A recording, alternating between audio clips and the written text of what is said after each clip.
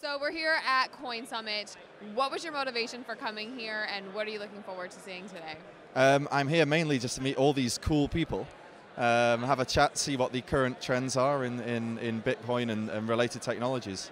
In terms of what I want to get out, just mainly ideas. And can you tell us a little bit about Ethereum, what it is, and how CoinSummit is going to advance what you guys are working on? Ethereum is, well, let's put it this way. If Bitcoin is cryptocurrency, Ethereum is crypto law. Ethereum will redefine how we interact with each other in terms of business and personal relationships. It will allow us to create organizational structures of the ilk that we haven't really seen yet, but I hope it will be an interesting journey to find out what they are.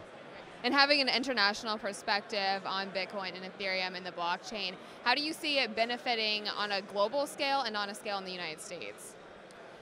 Bitcoin on a global scale, well, I suppose with Ethereum, it's an interesting thing. I mean, when you limit yourself to one jurisdiction, the courts can actually be useful. But when you're operating over the world, you've got all these jurisdictions, and if people from different jurisdictions want to do a deal together, they basically have to agree on where the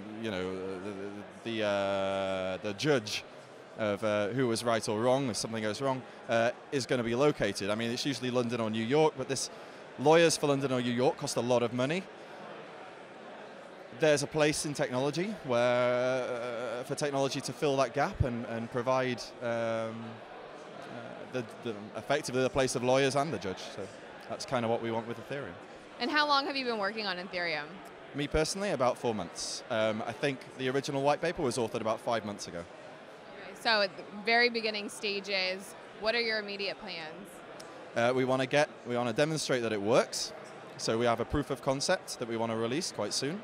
And we want to take it forward with as many cool, fresh ideas as possible and really make a robust system. So we're aiming to get the final release out in about 4 or 5 months, version 1.0, and show people what really is capable with this kind of technology, because it's going to blow everything else out of the water, quite honestly. And what are the prospects of this, and what are the limits on this? I think if you'd have gone to someone in the 40s when they were inventing the first calculators, nay computers, and you'd have said, "Hey, what's the limit on this this funny technology that you've got? It can do sums, right?" And someone would show them an iPhone, they would have said, "Well, they're two completely different things." Well, what we're doing now is we're inventing the calculators that are going to be of the future. We're inventing the base technology on which everything else is going to work in the next 50, 100 years. So exactly what that is, I'm not quite sure, but I do know that it is a new paradigm of how humans can interact globally. Great, very powerful. Thank you so much. That's right. All right.